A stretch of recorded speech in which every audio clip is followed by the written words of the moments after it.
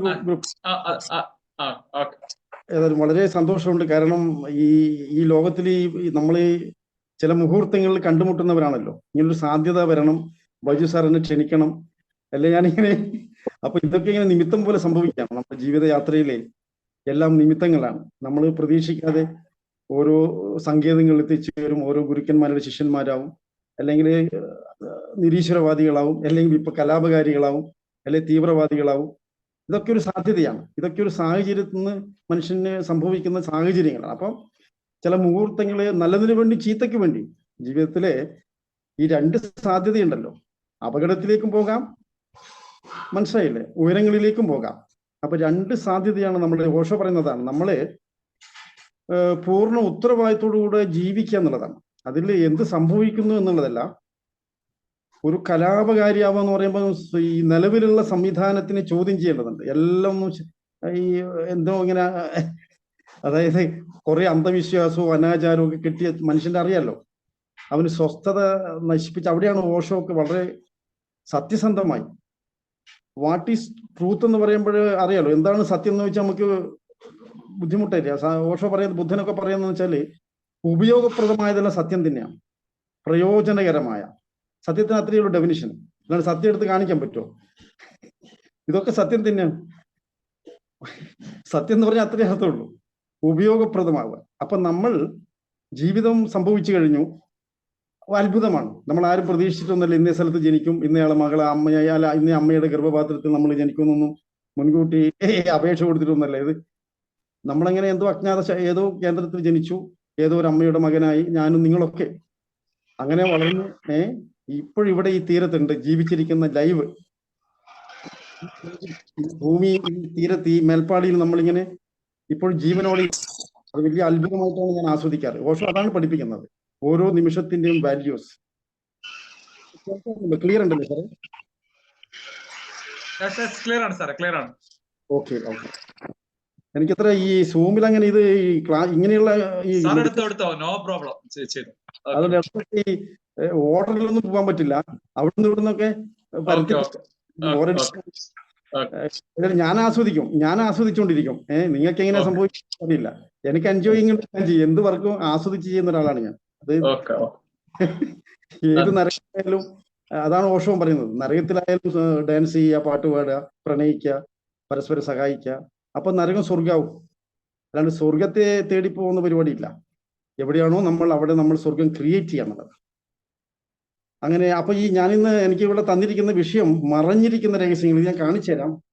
ഇതാണ് ബുക്ക്. ഇത് silence book, Kozhikode. അദ്ദേഹം നമ്മുടെ സുഹൃത്താണ്, ഓഷോ സെയിന്റ് ആണ്. അദ്ദേഹം ഒരു അഡ്വക്കേറ്റ് ആണ്, ജോഷി എന്ന പേര്. അദ്ദേഹമാണ് ഈ കുറേ ബുക്കുകൾ ഓഷോന്റെ മലയാളത്തിലേക്ക് ട്രാൻസ്ലേറ്റ് ചെയ്തത്. മോഹൻലാലിന്റെ ഒക്കെ സഹായത്തോടെ. മോഹൻലാലൊക്കെ ഇതിന്റെ ഓഷോന്റെ ഒരു അറിയാലോ. പക്ഷെ അതൊന്നും പറയില്ല, അവിടെ പോയി മെഡിറ്റേഷൻ ഒക്കെ ചെയ്യുന്ന ആളാണ്. അതിന്റെ ട്രൂത്ത് അറിയാം, അതിന്റെ അന്തസത്യം. പക്ഷെ അത് പൊതുസമൂഹത്തോട് പറയാൻ പറ്റൂലല്ലോ. എല്ലാവരും ഓഷോന്റെ ആളാവണമെന്ന് പറയും, പ്രശ്നവും. അങ്ങനെ ആവണ്ട, നമ്മൾ സ്വതന്ത്രമായി ജീവിക്കുക. ഓഷവും പറയുന്നില്ലല്ലോ അങ്ങനെ എന്റെ ആളാവണമെന്നും ഞാൻ പറയുമ്പോൾ അനുസരിക്കണമെന്ന്. ഓഷോ സ്വതന്ത്രം. ഞാനും ഓഷോ സെയിന്റ് ആണ്, സന്യാസിയാണ്.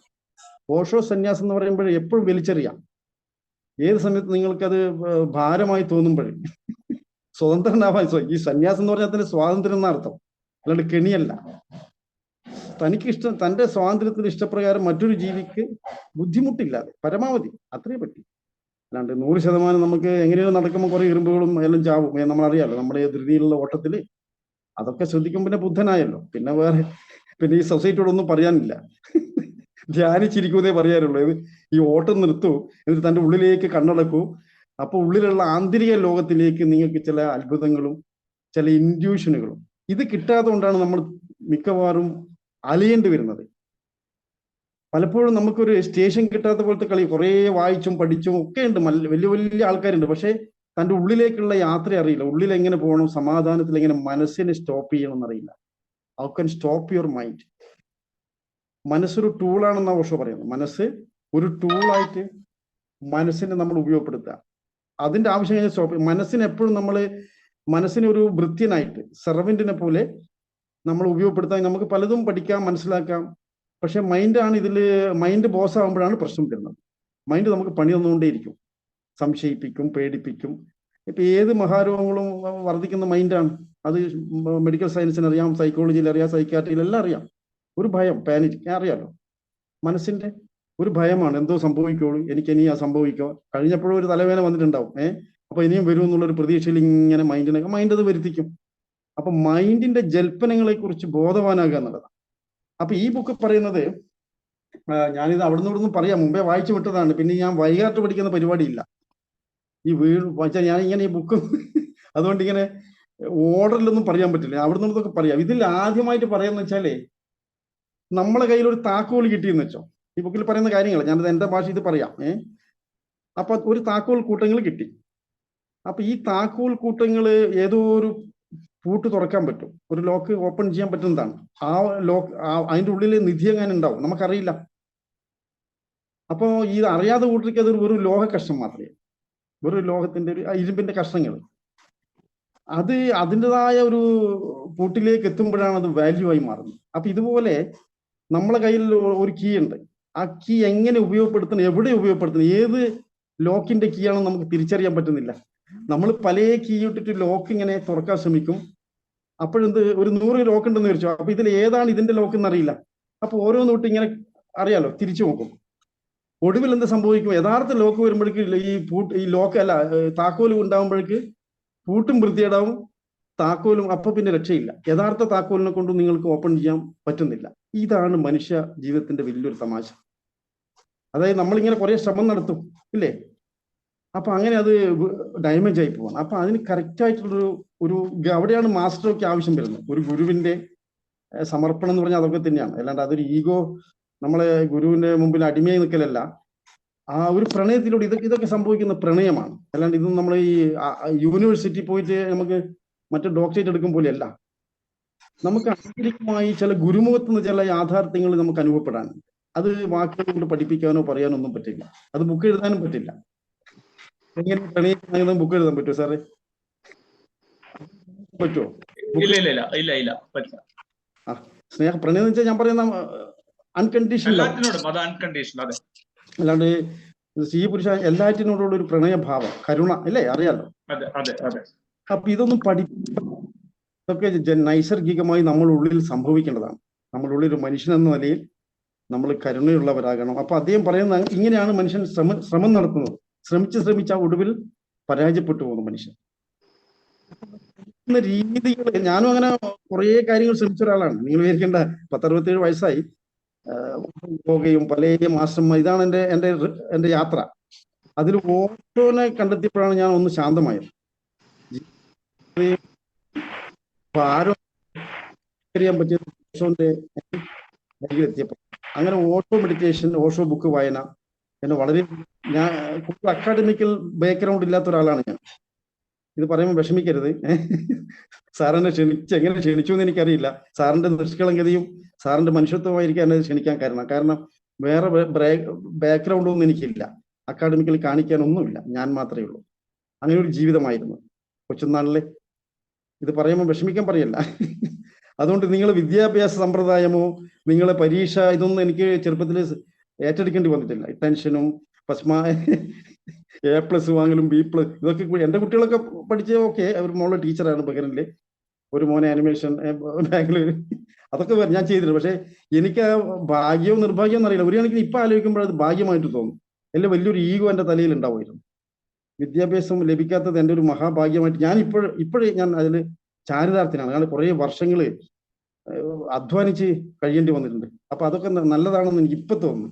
കാരണം മലീമസമായ ഈ വിദ്യാഭ്യാസ കച്ചവടത്തിൽ പങ്കെടുക്കാൻ പറ്റാതിരുന്നത് ഒരു ലാഭകരമായിട്ട് തോന്നുന്നു. ആ സമയത്തൊക്കെ ഞാൻ യാത്ര ചെയ്യുകയും പല ആശ്രമങ്ങളിലും ഒക്കെ യാത്ര ചെയ്ത് അങ്ങനെ, അതുകൊണ്ട് നഷ്ടബോധമൊന്നുമില്ല. അപ്പോഴും നിരാശയൊക്കെ ഉണ്ടായിരുന്നു. അയ്യോ, എനിക്ക് പഠിക്കാൻ പറ്റിയില്ലല്ലോ, എനിക്ക് മര്യാദയ്ക്ക് ഇംഗ്ലീഷ് ഒരു നിരാശ, ഒരു അറിയാലോ, മനുഷ്യന് സ്വാഭാവികമായിട്ട്. പിന്നെ എനിക്ക് ഇതിലൊന്നും വലിയ കാര്യമില്ല, നമ്മുടെ ഉള്ളിലാണ് കാര്യങ്ങളൊന്നും.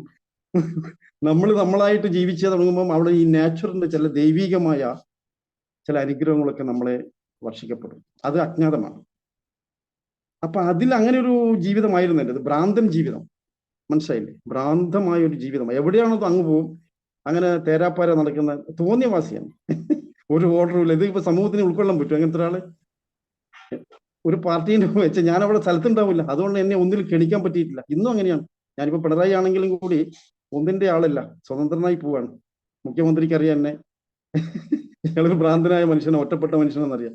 ഒന്നിലും എല്ലാവരും ഇഷ്ടമാണ്. അങ്ങനെ പ്രത്യേക തീവ്രവാദമൊന്നുമില്ല. എല്ലാം മനുഷ്യരല്ലേ, ഓരോളെ താല്പര്യത്തിൽ ഓരോ ഇതിൽ വിശ്വാസത്രേ ഉള്ളൂ. അല്ല, ഇത് ഞാൻ എന്റെ പശ്ചാത്തലം പറയാം. ഇതാരാ പറയുന്ന നോക്കുമ്പോൾ നിങ്ങൾ വിചാരിക്കേണ്ട ഇയാൾ വലിയ ഡോക്ടറുടെ അടുത്ത് പറയുന്നല്ല. പക്ഷെ ഇങ്ങനൊരു സാഹചര്യത്തില് കുറച്ച് ഗുരുക്കന്മാരെ എനിക്ക് കണ്ടെത്താൻ പറ്റിയിട്ടുണ്ട്. മിസ്റ്റേക്ക് എന്ന് പറയുന്നത്, മിസ്റ്റേക്ക് അല്ലേ നമ്മൾ ഇംഗ്ലീഷിൽ, വഴിതെറ്റിയവർ. അപ്പൊ അവരിൽ നിന്നും ചില അവിടെയാണ് ധൈര്യമൊക്കെ ഉണ്ടായത്. നിർഭയത എന്ന് പറയുന്ന സംഭവം ഉണ്ടല്ലോ. ഒരു മനുഷ്യന് വേണ്ട ഏറ്റവും വലിയ ഗുണമാണ് നിർഭയത. ചങ്കൂറ്റം എന്നൊക്കെ പറയുന്നില്ലേ നമ്മള്.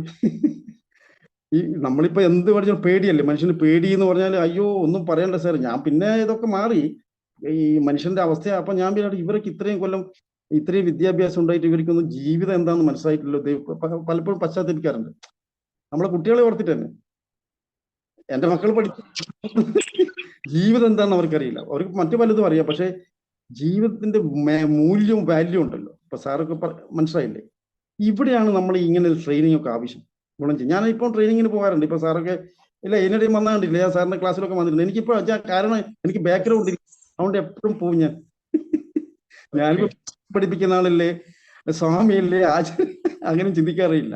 Common man. ഞാനങ്ങനെ പോവും. എവിടെയാണെന്ന് വെച്ചാൽ അറിവ്, നമുക്ക് എവിടെ നിന്നും അറിവ് സമ്പാദിക്കാമല്ലോ പല രീതിയിലും. അതിനൊരിക്കലും അന്ത്യമില്ല. ഈ ബുക്കിൽ പറയുന്ന പ്രധാന കാര്യങ്ങൾ, നമ്മളിപ്പോ ജ്യോതിഷം, പിന്നെ നമ്മുടെ ഈ അമ്പലം, പ്രധാനപ്പെട്ട ഈ പറഞ്ഞ അമ്പലങ്ങളെ കുറിച്ചാണ്. ക്ഷേത്രങ്ങളുടെ ആവശ്യം എന്തായിരുന്നു? കാരണം മനുഷ്യൻ മാത്രമേ ഈ ഭൂമിയിൽ ക്ഷേത്രം ഉണ്ടാക്കിയിട്ടുള്ളൂ. അത് ആരാ ഉണ്ടാക്കിയത്? ഉയർന്ന ബോധത്തിലുള്ളവർ ഉണ്ടാക്കിയതാണ്. സാധാരണ മനുഷ്യർക്ക് ഒരു അഭയ കേന്ദ്രമായിരുന്നു ക്ഷേത്രം. അവിടെ എത്തിക്കഴിഞ്ഞാൽ അവന്റെ ദുഃഖങ്ങൾക്ക്, അന്ന് ആസ്പത്രിയും ഡോക്ടർമാരൊന്നുമില്ലല്ലോ, അന്ന് ക്ഷേത്രമായിരുന്നു അവർക്ക് ആധാരം. ക്ഷേത്രത്തിൽ വെച്ചിട്ടാണ് പ്രശ്നങ്ങളൊക്കെ പരിഹരിക്കുക. അന്ന് കോടതിയില്ല, അറിയാലോ. ഒരു നാട്ടിലൊരു ആ മുഖ്യസ്ഥൻ ഉണ്ടാവും. അപ്പൊ ഈ ക്ഷേത്ര നടയിൽ വെച്ച്, എൻ്റെ ഒക്കെ ചെറുപ്പത്തിൽ അങ്ങനെയായിരുന്നു. ആരെങ്കിലും തെറ്റൊക്കെ ചെയ്ത് അവിടുന്ന് അമ്പലത്തിൽ തൊഴുത് പ്രാർത്ഥിച്ചിട്ട് ഇനി അങ്ങനെയൊന്നും ഉണ്ടാവരുത്, അത് പ്രശ്നം തീർന്നു. ഇന്നത്തെ പോലെ വ്യവസായമൊന്നുമില്ല ഇത്. അപ്പൊ അന്ന് സുന്ദരം. അപ്പൊ ക്ഷേത്രങ്ങളുടെ മഹത്വത്തെ കുറിച്ചാണ് ഓഷോ പറയുന്നത്. ഞാനും കുറെ ഇതൊന്നും അറിയില്ലായിരുന്നു. ഞാൻ ഇങ്ങനെ അറിയാലോ, നമ്മളെ ഉള്ളിലും കുറെ യുക്തിവാദവും കമ്മ്യൂണിസം ഒക്കെ കയറുമല്ലോ, നമ്മുടെ സാഹചര്യത്തിന്റെ ഇതല്ലേ. ക്ഷേത്രമൊക്കെ വിഡിത്തമല്ലേ, ഒക്കെ ഒരു തോന്നല്. പിന്നീട് ഓഷോയാണ് തിരുത്തിയത്. അവിടെയൊക്കെ ധാരാളം എനർജി, ഊർജ കേന്ദ്രങ്ങളാണ്. കേൾക്കാമോ? കേൾക്കാമോ? ആ. അപ്പൊ ക്ഷേത്രത്തിലുള്ള പരിശുദ്ധി, അവിടെയുള്ള മണിനാദം, അവിടെയുള്ള സൗണ്ട്, അവിടെയുള്ള ലൈറ്റ്, വെളിച്ചം, നെയ്വിളക്ക്, ഇതൊക്കെ മനുഷ്യബോധത്തെ വളർത്താൻ സഹായിക്കുന്ന ടെക്നോളജികളാണ്. ടെക്നോളജി എന്ന് പറയുമ്പോൾ ശാസ്ത്രം, ഇന്നിപ്പോ ശാസ്ത്രം, അന്ന് അവർക്ക് അതിലൂടെ കണ്ടെത്താൻ പറ്റിയിട്ടുള്ളൂ. മനുഷ്യന് സമാധാനം ഉണ്ടാക്കുക, അവന്റെ ജീവിത പ്രശ്നങ്ങൾക്ക്, അവന്റെ അസ്വസ്ഥതകൾക്ക് ഒരു പരിഹാരം, എവിടെയാണോ സ്വസ്ഥത വരുന്നത്. അപ്പൊ ക്ഷേത്രത്തിന്റെ സാധ്യതയെക്കുറിച്ച് നന്നായി പറഞ്ഞിട്ടുണ്ട്. അതിന്റെ ഓരോ കാര്യങ്ങളും, അതിന്റെ തത്വശാസ്ത്രം. പണ്ട് കാലങ്ങളിലെ മഹാക്ഷേത്രങ്ങൾ ഉണ്ടായിട്ടുണ്ട്. പിന്നെ ഇന്ന് ക്ഷേത്രമൊക്കെ ഒരു കച്ചവട സ്ഥാപനമായി പോയി. ഇന്നത്തെ ക്ഷേത്രമല്ല പറയുന്നത് കേട്ടോ. ഇന്ന് അവിടെ വ്യവസായമാണല്ലോ. എല്ലാം നിങ്ങളറിയാലോ, മനുഷ്യനെ കച്ചവടം ചെയ്യാന്നുള്ളതാ. അവിടെ അവന് 2 മിനിറ്റ് ഇരിക്കാൻ വിടൂല. ക്ഷേത്രത്തിൽ നിന്ന് മെഡിറ്റേഷൻ ചെയ്യണമെന്നാണ് പറയുന്നത്. അവിടെ ശാന്തമായ ഒരു അന്തരീക്ഷം ഉണ്ടാവും. അവിടെ ഊർജത്തിന്റെ പ്രസരം, ഒരു ഊർജ പ്രവാഹം ഉണ്ടാവും. അപ്പൊ അത് നമ്മളിലേക്ക് വരണമെങ്കിൽ നമ്മൾ അവിടെ ഇരുന്ന് കൊടുക്കണം, വിട്ടുകൊടുക്കണം. എങ്ങനെ ഇരിക്കണം? നമ്മൾ നിർമ്മലരും നിഷ്കളങ്കരുമായിട്ട് പോകണം. കുളിച്ച് പരിശുദ്ധിയോടുകൂടെ നമ്മൾ അവിടെ പോയിരുന്നു കഴിഞ്ഞാൽ ആ ഊർജം നമ്മളിലേക്ക് ചാർജ് ചെയ്യപ്പെടും. അപ്പൊ ഇതിനു വേണ്ടി മഹാക്ഷേത്രങ്ങളൊക്കെ അങ്ങനെ മനുഷ്യൻ ഇരുന്ന്, ഇന്ന് നിങ്ങൾക്ക് എവിടെയെങ്കിലും പോയാൽ, ഗുരുവായൂരൊക്കെ പോയി ഓടിക്കും അവിടുന്ന്, അവിടെ ഇരിക്കരുത്, ഓട് ഓട് ഓടി, ക്രൂരമായ അപ്പൊ കൃഷ്ണമ്പല നാണിക്കുന്നുണ്ടാവും. എടാ ഇതെന്തൊരു, ഇത് ഞാൻ പറയുന്ന കോമഡി ആയിട്ട് പറയാ. ഞാനും പോകാറുണ്ട് കോമഡി ആയിട്ട്. അപ്പൊ നമുക്കൊന്നും പറയാൻ പ്രത്യേകിച്ചൊന്നുമില്ല, അവിടുത്തെ ഇച്ഛ നടക്കട്ടെ, അത്രയേ ഉള്ളൂ. എന്നിട്ട് കൂടുതൽ ആവശ്യങ്ങളായിട്ടൊന്നും പോകാറില്ല. നമ്മളതിന്റെ കൂടെ ഇങ്ങനെ എല്ലാം ഒന്ന് കണ്ട് ആസ്വദിച്ച് മനുഷ്യരെ കാണുക, അവിടെയുള്ള കോലാഹലങ്ങൾ കാണുക, അവിടെയുള്ള താളമേളങ്ങൾ കാണുക. പിന്നെ ഇന്നൊക്കെ ആനയൊന്നും, അന്ന് ആനയൊന്നും ഇല്ല സാർ. ഇന്നൊക്കെ ആനയൊക്കെ വന്നിട്ട് കുഴപ്പം. അന്നൊന്നും ആനയൊന്നും ഇല്ലല്ലോ. ആനേനൊപ്പം ഒന്ന് ക്ഷേത്രം, ഇതൊക്കെ പിന്നീട് വന്നതാണ്, ഈ പ്രമാണിമാരുണ്ടാക്കിയ പരിപാടി. അതുകൊണ്ടല്ലേ ആനേനൊക്കെ കാട്ടി മഹാപാവയല്ലേ. അതൊന്നും ആനേനെ പറ്റി ഒന്നും പറയുന്നില്ല. അതൊന്നും ഇല്ലാതെ ഇപ്പൊ വന്നതാണ്. പ്രൗഢി കാണിക്കാൻ വെടിക്കെട്ട്, ആന, കാശികൾ കത്തിച്ച് കളയുന്ന അതിനാണ് വിമർശിക്കുന്ന ആൾക്കാർ. അതിൻ്റെ ഒന്നും ആവശ്യമില്ല. മനുഷ്യനിവിടെ സ്വസ്ഥവും ശാന്തമായി ജീവിക്കണം. അതിന് ക്ഷേത്രത്തെ ഉപയോഗപ്പെടുത്താം. പക്ഷേ നമ്മൾ ക്ഷേത്രമായി മാറുക എന്നുള്ളതാണ്. അവസാനം ഓഷോ പറയുന്നത്, മഹാവീരൻ, ബുദ്ധൻ, യേശുദേവൻ ഇവരൊക്കെ അവർ ക്ഷേത്രമായിരുന്നു. അങ്ങനെ ഒരു വ്യക്തിക്ക് സാധ്യതയുണ്ട്. ഒരു വ്യക്തിയിൽ ഒരു ബുദ്ധ സ്റ്റേജ് ഉറങ്ങിക്കിടക്കുന്നുണ്ട്. ഏതൊരു വ്യക്തിയും സാധ്യതയുണ്ട്.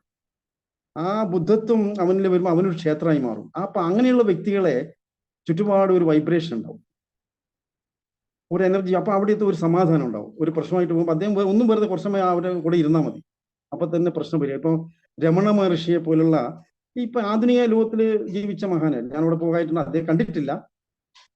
അവിടെയൊക്കെ പോയി അദ്ദേഹം ഒന്നും സംസാരിക്കില്ല.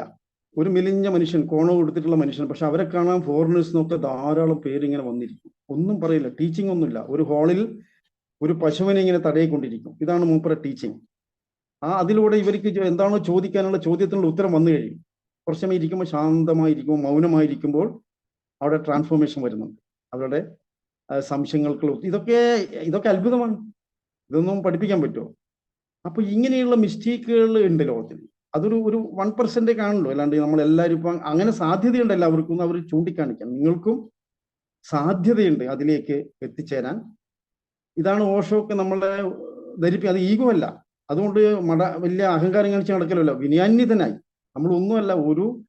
അതായത് നമ്മൾ ജ്യോതിഷത്തെ കുറിച്ച് പറയുന്നത് വളരെ നന്നായിട്ട്. ജ്യോതിഷം ശാസ്ത്രമാണ്, സത്യമാണ്. പക്ഷെ ഇന്നുള്ള ജ്യോതിഷമല്ല. അത് ഈ പ്രപഞ്ചത്തെ കുറിച്ചിട്ടുള്ളൊരു കാൽക്കുലേഷനാണ്. സൂര്യനും ചന്ദ്രനും നക്ഷത്രവും മനുഷ്യന്റെ ജീവിതമായിട്ടൊന്നും അതിന് ബന്ധമില്ല.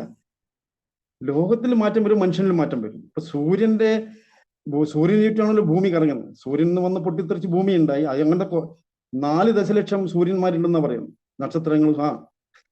ആ സൂര്യന് അപ്പുറം വേറൊരു സൂര്യ, അതിന് ഊർജ്ജം നൽകുന്ന മറ്റൊരു ഇതൊക്കെ നമുക്കറിയാത്ത കാര്യമാണ്.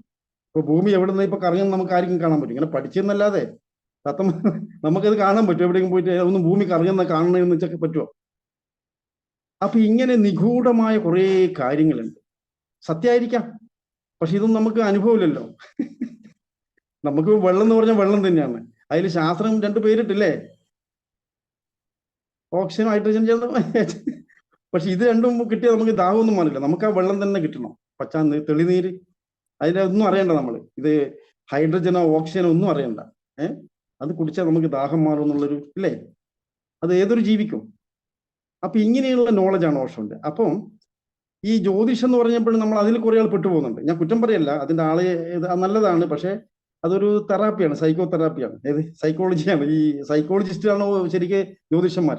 അവരങ്ങനെയാണ് വേണ്ടത്. പക്ഷെ അവര് കൂടുതൽ സങ്കീർണമാക്കും. ചില ആൾക്കാർ ഈ ഒരു പ്രശ്നം കൊണ്ടുപോയി അവനെ പരമാവധി നോക്കും, അവന്റെ മടിയിൽ കനം കൊണ്ടുവന്ന് നോക്കും. അപ്പൊ ഉണ്ടെങ്കിൽ അവർ അതിനുള്ള പണി കൊടുക്കും. അപ്പൊ രാഹുവിന്റെ പേരിലും അതിനൊക്കെ ഓഷോ കളിയാക്കുന്നുണ്ട്. തെരഞ്ഞെടുപ്പിൽ വിജയിക്കും. ഇതൊന്നുമല്ല ജ്യോതിഷം.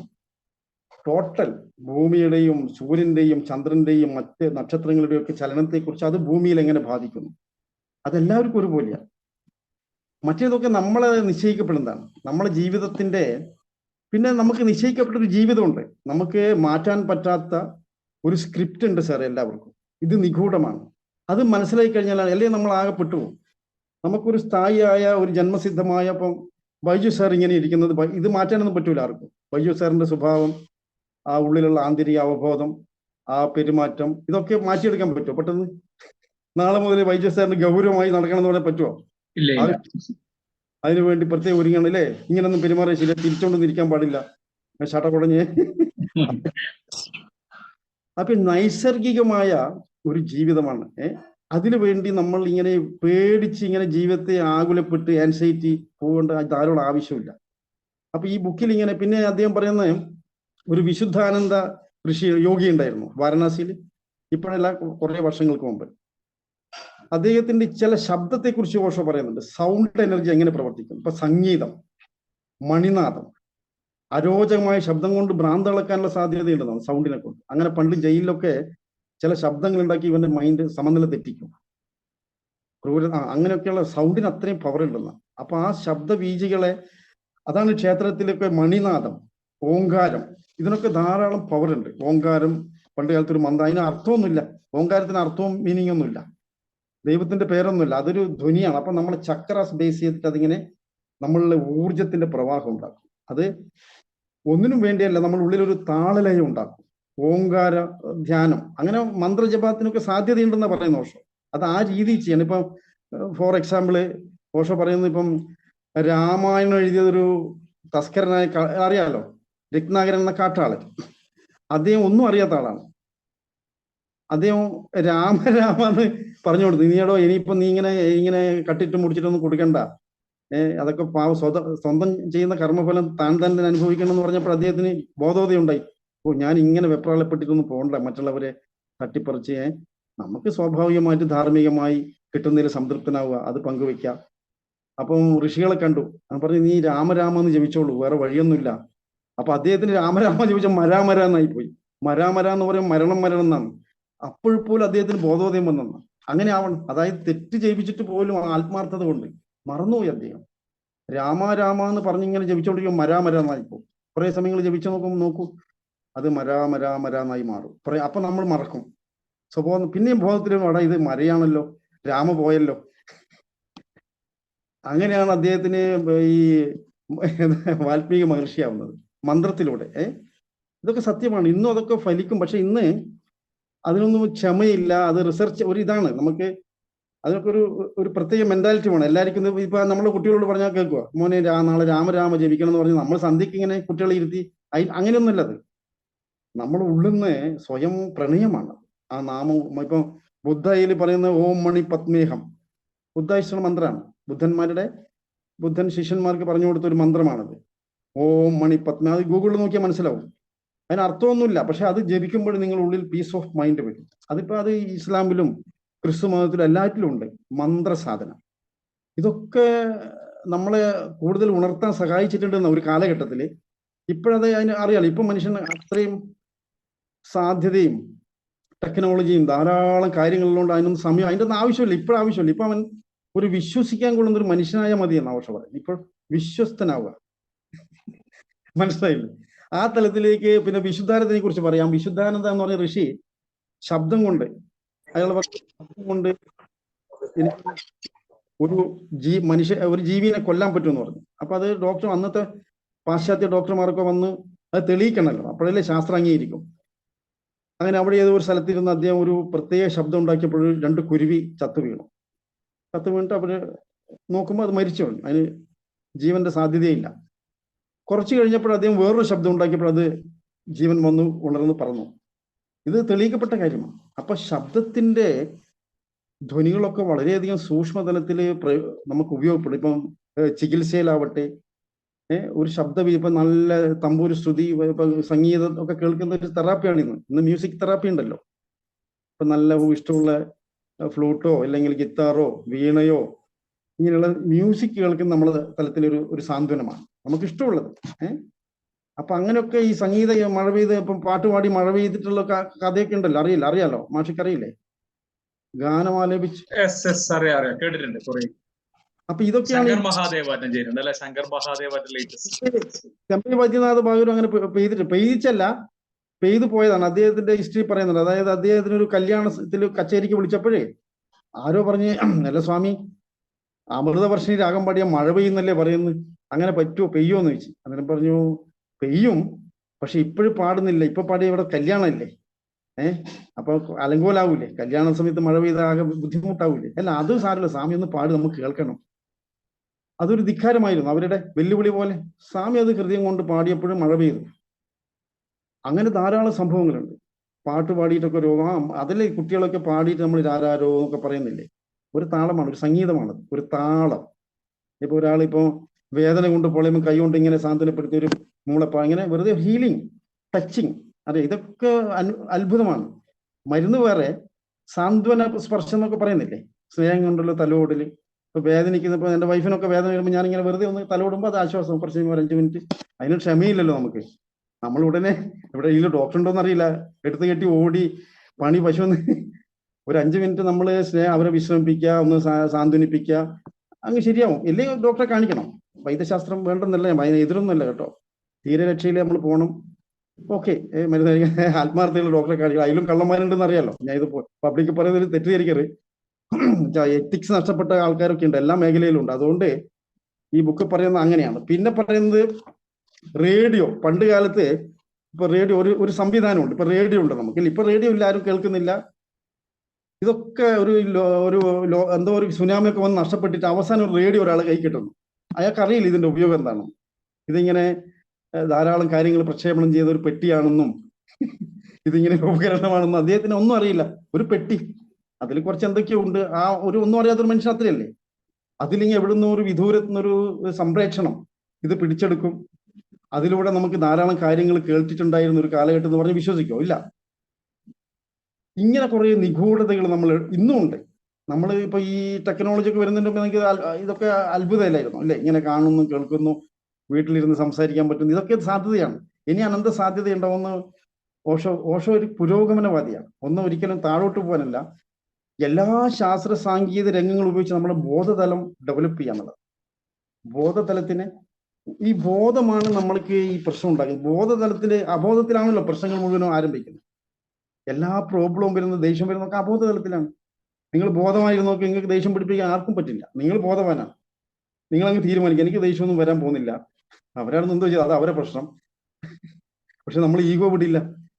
അപ്പൊ ഇവിടെ മഹാനായ ഓഷോ പറയും, നമ്മൾ ഈഗോ ആണ് പല പ്രശ്നവും നമുക്ക് ഉണ്ടാക്കി തരുന്നത്. ചെറുത് വലുതാക്കുന്നു, അടിപിടി കൂടുന്നു, പല പ്രശ്നങ്ങളും ഉണ്ടാക്കുന്ന നമ്മളെ അഹംബോധമാണ്, ഈഗോ, അഹങ്കാരം. അറിയാലോ. ഇതിനെ തിരിച്ചറിഞ്ഞ കുറേ ഭാരം ഒഴിഞ്ഞു കിട്ടും. നമ്മളൊരു യാത്രക്കാരനാണ്. അതെങ്ങനെയാ പറയുന്നത് വെച്ചാൽ, ഇപ്പം കടലിലെ തിരമാല ഒരു ചെറിയ തിര വരുന്നു ഇല്ലേ, അത് വന്നു പോയി. അതിന്റെ ജാതകം നോക്കാൻ പറ്റും, അത് എത്ര വണ്ണത്തിൽ വലുതാവും. അടുത്ത വലിയൊരു തിര വരും. ആ തിരക്കൊരിക്കലും തീരുമാനിക്കാൻ പറ്റില്ല എനിക്ക് ഇത്ര പൊങ്ങണമെന്ന്. പറ്റുമോ? കടല് തീരുമാനിക്കും. കടലാണ് തീരുമാനിക്കുന്നത് എത്ര കാറ്റിന്റെ ഗതി അനുസരിച്ചിട്ടല്ല. അതിനൊക്കെ ശാസ്ത്രമുണ്ട്. പക്ഷെ തിരക്ക് അവിടെ ഒരു റോളും ഇല്ല. തിര വെറുതെ പൊങ്ങുന്നു, താഴുന്നു. നമ്മളെ മനുഷ്യനും അത്ര ഈ മൊത്തം നോക്കുമ്പോൾ ചെറിയൊരു നീർക്കുമ്പള, കണ്ണുകൊണ്ട് കാണാൻ പറ്റുമെന്നറിയില്ല. ഇതിനൊക്കെ കഥ പറയുന്നത്, പണ്ടൊരിക്കല് ഒരു രാജാവ് ഇതുപോലെ ഒരു മിസ്റ്റേക്കിന്റെ അടുത്ത് പോയി, അല്ല സോക്രട്ടീസിന്റെ അടുത്ത് പോയപ്പോഴേ അദ്ദേഹം എന്തോ വിറവൊക്കെ വിട്ടായിരുന്നു, ഭാര്യയ്ക്ക് തീ കത്തിക്കാൻ വേണ്ടിയിട്ട് വിറവൊക്കെ കയറി കൊടുക്കുകയായിരുന്നു. അപ്പൊ ഇയാളെ മൈൻഡ് ചെയ്യുന്നില്ല ഈ രാജാവ്. എന്താടോ ഞാനിങ്ങനെ വലിയ പ്രമാണിയും രാജാവൊക്കെ ആയിരുന്നു, നീ എന്നെ മൈൻഡ് ചെയ്യാണ്ട് ഈ നിസ്സാരമായ കാര്യം ചെയ്യുന്നു എന്നുള്ളൊരു തോന്നല്. അപ്പൊ രാജാവ് പറഞ്ഞു, ഞാൻ ആരാന്ന് തനിക്ക് അറിയാടോ, എത്ര സമയം ഞാൻ ഇവിടെ വന്നിരുന്നിട്ട്. സോക്രട്ടീസോടെ ചോദിക്കും. സോക്രട്ടീസിന് അറിയാലോ, സോക്രട്ടീസിന്റെ ചരിത്രം എല്ലാവർക്കും അറിയുന്നില്ല. അപ്പൊ സോക്രട്ടീസ് പറഞ്ഞു, ആ നിങ്ങൾ ആരാന്ന് എനിക്ക് മനസ്സിലായില്ല.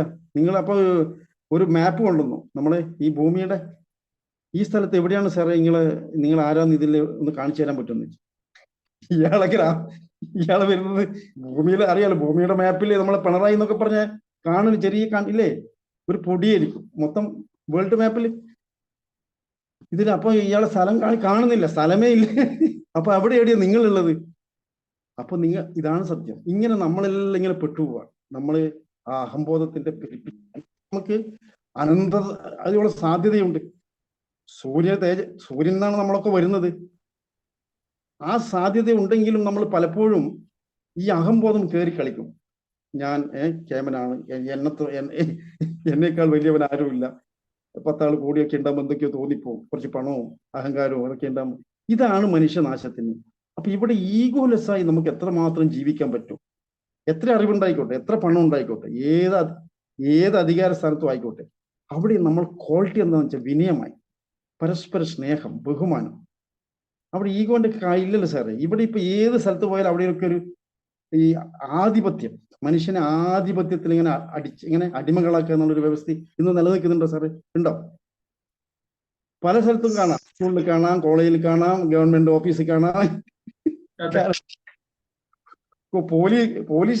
പോലീസുകാരുടെ ഇടയിൽ കാണാം. എനിക്ക് സുഹൃത്തുക്കളിലോട്ട് പറയാം, അയ്യോ അഹംബോധത്തിന്റെ ഒരുത്തിന് മറ്റവനെ കണ്ടുകൂടാ.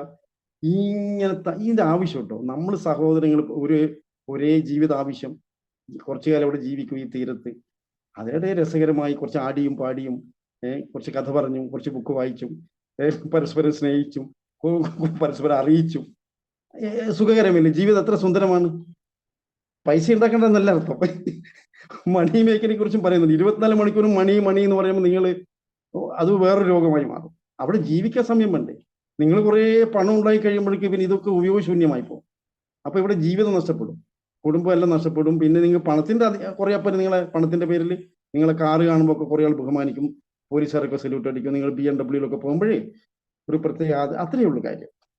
നമുക്കിവിടെ സഹജീവികളെ സ്നേഹിച്ചുകൊണ്ടുള്ളൊരു ഒരു സാധാരണ, അതാണ് ടാഗോറൊക്കെ പറഞ്ഞു പോയത്. ഈ ടാഗോറൊക്കെ നമ്മൾ മറന്നു പോകുന്നു പലപ്പോഴും. രവീന്ദ്രനാഥ് ടാഗോറൊക്കെ ആ രീതിയിലായിരുന്നു ലോകത്തെ മനസ്സിൽ. വളരെ സ്നേഹസമ്പന്നനാണ്, എളിയവനായിരുന്നു, ഇത്രയും മഹാകവിയായിരുന്നു. ആ ഒരു അഹംബോധമൊന്നും അദ്ദേഹത്തിന് ഇല്ലായിരുന്നു, ഇല്ലേ? ടാഗോറിനെ കുറിച്ച് പഠിച്ചു നോക്കൂ. ഇതാണ് മിസ്റ്റേക്ക് ലെവൽ. അപ്പൊ ഞാൻ രമണ മഹർഷിയെ കുറിച്ച് പറഞ്ഞു. അപ്പൊ ഇങ്ങനെ ധാരാളം കാര്യങ്ങൾ ഈ ബുക്ക് നിങ്ങൾ എന്തായാലും വായിക്കുന്ന നിങ്ങൾക്ക് ഒരിക്കലും നഷ്ടമാവില്ല എന്ന് ഗ്യാരണ്ടി ഒപ്പിട്ട് തരാം. കാരണം കുറെ ഇത് വായിച്ചാൽ ഓർമ്മിക്കാൻ പറ്റില്ല. ഈ ഓഷോ, എനിക്ക് എന്റെ മിസ്റ്റേക്ക് ഒന്നും അറിയില്ല, ഇത് ഈ ഒരു ബുക്ക് വായിച്ചാൽ തന്നെ നിങ്ങൾക്ക് അവിടുന്ന് എങ്ങനെ പറയണമെന്നും പറയാൻ പറ്റില്ല. ഇങ്ങനെ പരസ്പര ഇങ്ങനെ അപ്പുറം ഇപ്പുറം ഒക്കെ മാറി മറിഞ്ഞ് ഇങ്ങനെ ഓർഡർ ഉണ്ടാവില്ല. എന്റെ ബ്രെയിനിന്റെ പ്രശ്നമൊന്നും എനിക്കറിയില്ല സാറേ. അതുകൊണ്ട് ഈ എത്ര ബുക്ക് വായിച്ചാൽ അങ്ങ് മറന്നു പോകും.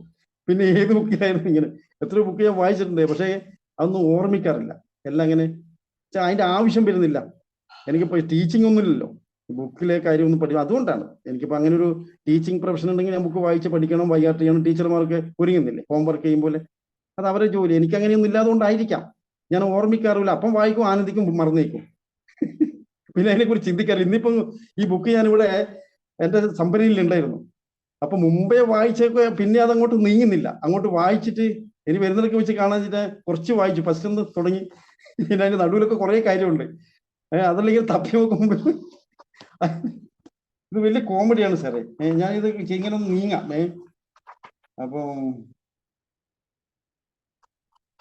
സ്ത്രീകൾ പിന്നെ പൊട്ട് വെക്കുന്നില്ലേ, ഈ നമ്മളെ ഭ്രൂമധ്യത്തെ കുറിച്ച് വളരെയധികം ഓഷോ ആധികാരികമായി പറയുന്നുണ്ട്, സയന്റിഫിക്കായി പറയുന്നുണ്ട്. കാരണം ചന്ദനക്കുറി തൊടുന്നത് നമ്മളെ ഭ്രൂമധ്യത്തിന് വളരെ ഔഷധമാണ്. അത് ഹിന്ദു ഒരു മതത്തിന്റെ ആചാരമൊന്നുമല്ല, അത് സയൻസാണ്. കാരണം ഈ ആജ്ഞാചക്രം തണുത്തിരിക്കുമ്പോൾ നമുക്ക് പല രോഗങ്ങൾക്കും ശമനം ഉണ്ടാവും. ഉറക്കില്ലായ്മ, തലവേദന. ഇതിപ്പോ പൊട്ടു തൊട്ട് കഴിഞ്ഞാൽ അങ്ങനെയൊന്നും പറയേണ്ട ആവശ്യം. ഇത് മനുഷ്യന്റെ ശരീരത്തിന് ആവശ്യമാണ്. ഇങ്ങനത്തെ ഇപ്പോഴത്തെ പൊട്ടല്ല. ഇപ്പോഴമ്പലത്തിൽ നിന്ന് വാങ്ങുന്ന ചന്ദനവും തൊടാൻ പാടില്ല. നമ്മൾ അരച്ചിട്ട് എടുത്തിട്ട് തൊട്ട് കഴിഞ്ഞാൽ വളരെ സുഖം ഉണ്ടാവും. നിങ്ങൾക്ക് തലവേദനയോ മെമ്മറി ഒക്കെ ഡെവലപ്പ് ആവും. ഇങ്ങനെ ഇട്ട് കഴിഞ്ഞാൽ നല്ല അവിടെ ഒരു നല്ല പത്തി ഇടണം. അല്ലാണ്ട് ഇങ്ങനെ ചെറിയ നമ്മൾ സ്റ്റൈലിന് വേണ്ടി ഇടുന്നതല്ലത്. ഈ ആജ്ഞാചക്രം പൊതിഞ്ഞു വെക്കുക എന്നുള്ളതാണ്. ധാരാളം അസുഖങ്ങൾ അതിലൂടെ മാറ്റിയെടുക്കാം, മാനസികമായിട്ടുള്ള പ്രശ്നങ്ങൾക്കൊക്കെ. പിന്നെ സ്ത്രീകൾ ഈ പ്ലാസ്റ്റിക് പൊട്ട് ഒരിക്കലും അവിടെ തൊടാൻ പാടില്ല. ധാരാളം രോഗങ്ങൾക്ക് കാരണമുണ്ടാവും. തലവേദന, അകാരണമായ അസ്വസ്ഥത, ദേഷ്യം. ഇത് ബ്ലോക്ക് ചെയ്യല്ലേ. ഇതാണ് ഡോറ്, ആജ്ഞാചക്രം, തേർഡ് ഐ. അറിയാലോ, ഈ ആജ്ഞാചക്രം ഇവിടെ നിന്നാണ് ജ്ഞാനോദയം ഉണ്ടാവുന്നത്. ഫേസിൽ നിന്നും ധാരാളം നിഗൂഢമായ ഇൻഫർമേഷൻസ് വരുന്നത് ഈ ആജ്ഞാചക്രത്തിലൂടെയാണ്. ആ ചക്രത്തിനെ ഇപ്പൊ 7 ചക്രാസിനെ കുറിച്ചുണ്ട്, അത് ഓക്കെ, അത് ഞാൻ പറയുന്നില്ല ഇതില്. അപ്പൊ അവിടെ സ്ത്രീകൾ ഒരിക്കലും ഈ പ്ലാസ്റ്റിക് പൊട്ട് തൊടാനേ പാടില്ല. അത് പല രോഗങ്ങൾക്കും കാരണമാവും. ഇതൊക്കെ നിസ്സാരമായ കാര്യമായിരിക്കും. ചന്ദനം തൊടാം. പിന്നെ കുങ്കുമപ്പൂ അറിയാലോ, അതൊക്കെ മെഡിസിനാണ്. അതൊക്കെ നമ്മൾ അടയാളത്തിന് വേണ്ടി ഇപ്പം തൊടുന്നതിന് പ്രശ്നമൊന്നുമില്ല. പക്ഷെ ഏറ്റവും നല്ല ചന്ദനമാണ്. ചന്ദനം ദിവ്യ ഔഷധമാണ്, മെഡിസിനാണ്. നിങ്ങൾക്ക് രാവിലെ തൊട്ട് കഴിഞ്ഞാൽ വൈകുന്നേരം വരെ ഒരു ഉണർവാണ്. എവിടെ പോകുമ്പോഴും ഒരു നല്ല കാമൻ മൈൻഡ് ഉണ്ടാവും. എന്ത് ദേഷ്യം പിടിക്കേണ്ട സാഹചര്യം വരുമ്പോൾ നിങ്ങൾ അതിനെ ബാലൻസ് ചെയ്ത് പോകാൻ പറ്റും. ഇത് ഞാൻ കുറെ പരിശീലിച്ച ഒരാളായതുകൊണ്ട് പറയാം. പക്ഷെ ഇവിടെയൊന്നും തൊടാൻ പറ്റില്ല. നിങ്ങളിത് തൊട്ട് നടക്കാനും പാടില്ല. ഇന്നത്തെ കാലത്ത് വിഷമായിരിക്കും. നിങ്ങൾ ഏതെങ്കിലും ഒരു കാര്യം ചെയ്യാൻ ഏതെങ്കിലും ആൾക്ക് പോകുമ്പോൾ ഇവന് പൊട്ടൊക്കെ തൊട്ടിട്ടുണ്ട്, ഇവൻ ശരിയല്ല, അങ്ങനെ മനുഷ്യൻ വൃത്തികേടായിപ്പോയി. ഇത് പറയുന്നത് ഓപ്പണായി പറയുന്നതിൽ വിഷമിക്കരുതേ. അതുകൊണ്ട് ഇപ്പം അങ്ങനെ തൊട്ട് നടക്കണ്ടെന്നാണ് ഞാൻ പറയുന്നത്. നമ്മൾ ആരാണെന്ന് മനസ്സിലാവുണ്ടായിരിക്കും. നിങ്ങൾക്കിപ്പോ ഒരു ബിസിനസ് ഏതെങ്കിലും ഒരു പാവം മറ്റു അന്യമതസ്ഥന്റെ അടുക്കെ പോകണമെന്ന് വെച്ചോ. അപ്പൊ നിങ്ങൾ ഈ പൊട്ടൊക്കെ തൊട്ട് പോകുമ്പോൾ അവൻ പറയാ ഇവൻ ശരിയല്ലേ, അവനങ്ങ് ഒഴിവാക്കിയെന്ന് പറയാം. ഇങ്ങനെയൊക്കെ അയ്യോ വൃത്തികേടായി പോലെ നമ്മുടെ സമൂഹം ആലോചിച്ചു. അപ്പൊ ഇതൊക്കെ ആയിരുന്നു പരിപാവനമായ സ്ത്രീകൾ. അപ്പൊ നെറ്റിയില് ഈ ആജ്ഞാചക്രത്തിന് നമ്മൾ വളരെയധികം പ്രാധാന്യമുണ്ട്. ഈ ബുക്കിൽ അതിനെക്കുറിച്ചൊക്കെ പറയുന്നുണ്ട്. അതിന്റെ ഡീറ്റെയിൽസിലേക്ക് ഞാൻ പോകുന്നില്ല, നിങ്ങൾ വായിക്കണതാണ്. ഞാൻ ഇത് പറഞ്ഞുകൊണ്ട് കാര്യമില്ല. നിങ്ങൾ എന്തായാലും ഈ ബുക്ക് ചെറിയ പൈസയുള്ളൂ, ഇതിന്റെ വലിയ പൈസ ഒന്നുമില്ല. പറഞ്ഞുതരാം, ഇതിന്റെ വില പറഞ്ഞുതരാം. ഇതൊക്കെ അദ്ദേഹം DC ബുക്ക് ഓൺലൈനിൽ തരും, നിങ്ങൾ അയച്ചു തരും. ഏതായാലും എന്തോ ഒരു നിമിത്തമായിരിക്കാം ഇതൊക്കെ. ഇതിന്റെ വില എന്ന് പറയുന്നത് 150 രൂപ അന്നത്തെ. ഇപ്പോഴെനിക്കൊന്ന് 200 രൂപ അത്രയും ഉണ്ടാവും. ഇനി ഞാൻ അവിടെ നിന്ന് നോക്കാം. ഇനി സംശയങ്ങളൊക്കെ ചോദിക്കും. എത്ര മണി വരെ നമ്മളെ പരിപാടി സാറേ?